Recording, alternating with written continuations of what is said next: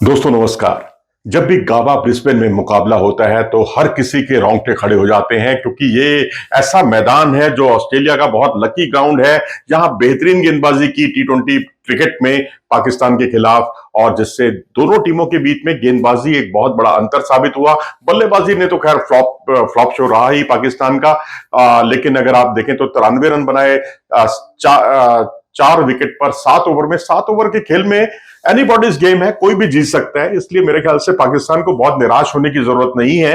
लेकिन मैक्सवेल की तारीफ करनी होगी।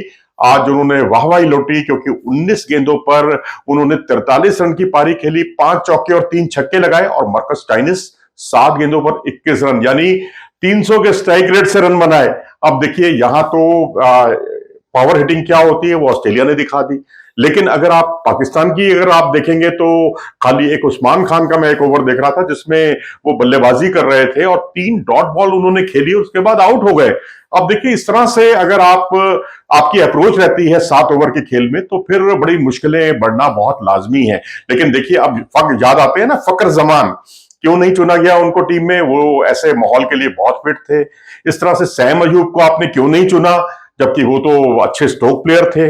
इसी तरीके से मोहम्मद हारिस भी मुझे याद आता है कि वो भी बड़े शॉट खेलते थे। ऑस्ट्रेलिया में एक बार इन्होंने अच्छी खासी पारी खेली थी और बड़ी पारियां खेली थी। और जहानदार खान जिन्होंने बहुत उम्दा प्रदर्शन किया था अभी डोमेस्टिक क्रिकेट में, उनको नहीं खिलाया। तो टीम का जो कंपोजिशन था वो काफी गड़बड़ा गया। और मैं समझता हूं कि आपकी गेंदबाजी अगर स्ट्रेंथ है तो आपको पहले बल्लेबाजी चुननी चाहिए थी। ठीक है, ओवरकास्ट कंडीशन तो ऐसा तो है नहीं कि उसके बाद कोई धूप निकल जाएगी या ओवरकास्ट कंडीशन खत्म हो जाएगी, क्योंकि वहां तो बारिश का माहौल था। लेकिन मैं तो इसमें मैन ऑफ द मैच मानता हूं जो वहां के ग्राउंड्समैन है, जो वहां का सिस्टम है, जो इम्पॉसिबल लग रहा था वहां पर भी 7-7 ओवर का मैच हो गया।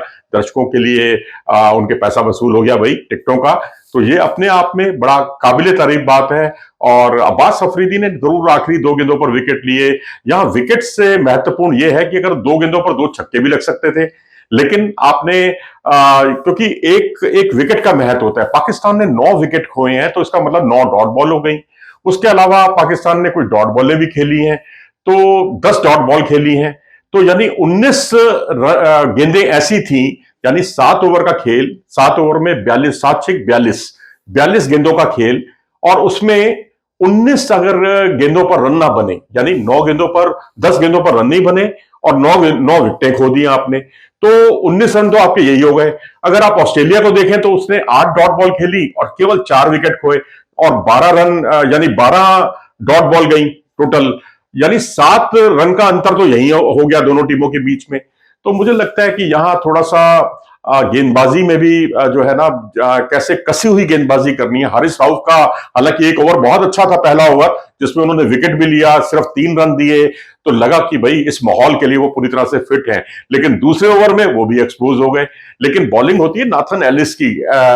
नाथन एलिस ने, मैं समझता हूं कि जिंदगी भर वो याद रखेंगे इस गेंदबाजी को। जिस तरह से उन्होंने बाबर आजम को आउट किया, उस्मान को आउट किया, हजबुल्ला खान को आउट किया और केवल 2 ओवर में उन्होंने 9 रन देकर 3 विकेट चटकाए। 7 ओवर का मैच है जनाब, 7 ओवर के मैच में 2 ओवर में 9 रन और 3 विकेट। वाकई ड्रीम, मैं कहूंगा उसको हमेशा याद रखेंगे। ये ड्रीम बॉलिंग रही उनकी और उस तरह से जो उनकी बॉलिंग थी ये दोनों टीमों के बीच का बड़ा अंतर साबित हुई। और बाकी कोई भी गेंदबाज चला नहीं, तो मैं यही कहूंगा कि यहां से कुछ एक चेंजेस, रिजवान से आप ओपनिंग कराना इतने छोटे मैच में जो ओवर कम कर दिए जाते हैं वो बहुत उचित नहीं है।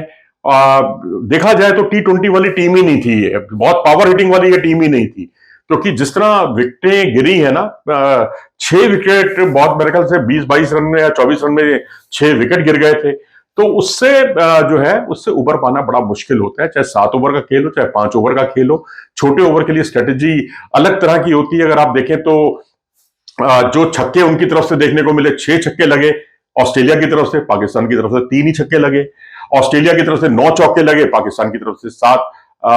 पाकिस्तान की तरफ से कम बाउंड्रीज लगी हैं, 7 ही लगी हैं मेरा ख्याल से।